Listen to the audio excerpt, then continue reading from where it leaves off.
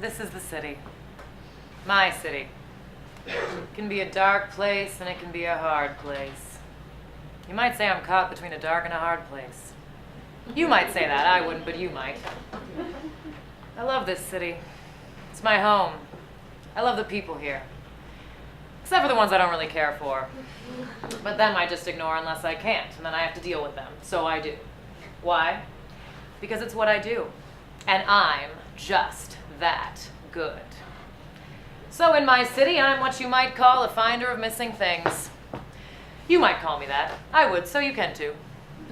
Something is missing, whether it's an item or a pet or a person or a thing or whatever, I can find it. It's what I do. And I'm just that good. It was a normal day in the city, dark and hard. I got to my office at the usual time, and my assistant, Harrison Jess, was waiting for me with the day's schedule and a cup of joe. And so my day begins. A day in the life of Blonde. Trixie Blonde. Morning, Harrison. Where's my coffee? Right here, boss. And please, I've asked you to call me Harry. Right, Harry. Got it. What's on the schedule for today?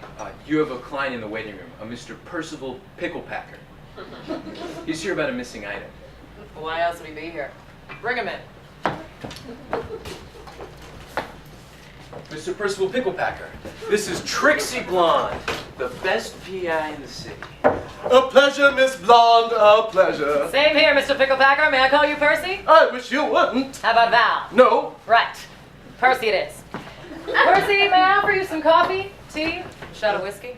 No, thank you. I think we should get right down to business. Of course. How can I help you? Harrison, take this down. Please, boss, call me Harry. Right. Go on, Percy. I need you to find something. Of course you do. What was stolen? Goodness! How did you know it was a theft? Because I'm just that. Now, out with the facts. What's missing? Well, a piece of pottery was purloined from our premises. What type of pottery was it? Panamanian porcelain. Was it expensive? Priceless. So let me get this straight. A priceless piece of Panamanian porcelain pottery was purloined from your premises. Precisely. It was prominently placed in the parlor. Did you notice it was missing today? No, I noticed it was missing the previous day when I was passing the parlor. So on the previous day while passing the parlor, you perceived that the priceless piece of Panamanian porcelain pottery which was prominently placed in said parlor had been purloined from the premises. Perfect!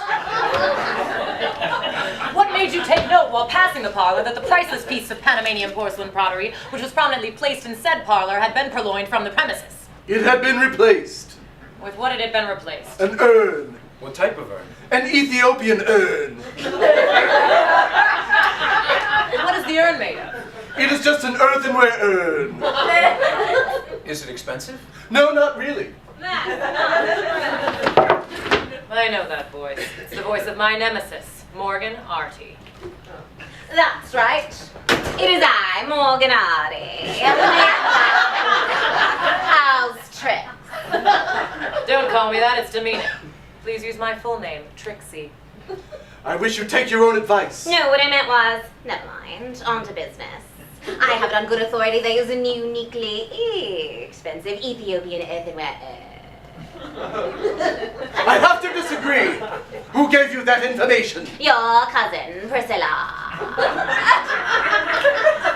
Priscilla Picklepacker of the Poughkeepsie Picklepackers? This What does she have to do with this? She was the one that hired me to procure the priceless piece of Panamanian porcelain pottery that was prominently placed in Percival Picklepacker's hall.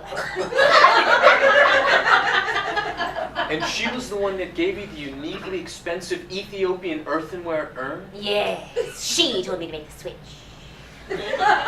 She always publicly proclaimed that the priceless piece of Panamanian porcelain pottery belonged in her possession. She was peeved when our grandmother, Petunia Picklepacker, left me the priceless piece of Panamanian porcelain pottery and left her the uniquely inexpensive Ethiopian earthenware urn. She vowed that she would have it at any cost. I mean, it didn't cost all that much. But no, if you would like the priceless piece of Panamanian porcelain pottery back in your possession, you will have to pay me instead of Miss Blonde here. That way, I will spoil her perfect record of finding lost items. I will defeat her and will finally have won!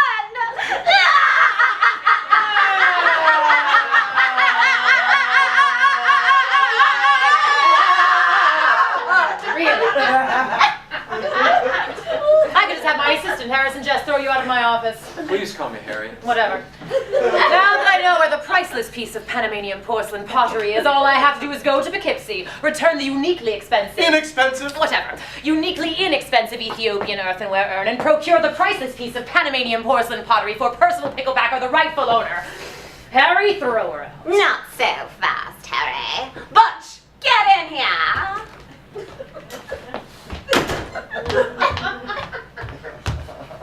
You called, boss? Do you think you can handle Miss Blonde's hairy jest? Oh, well, I don't know how hairy it is, but I would love to. No. Her assistant, Harry Jest. Harrison Jest. The young guy right over there. Oh, well, he's not my usual type, but if that's what you want, It is. okay, you're the boss, boss. So glad you remember that. No problem.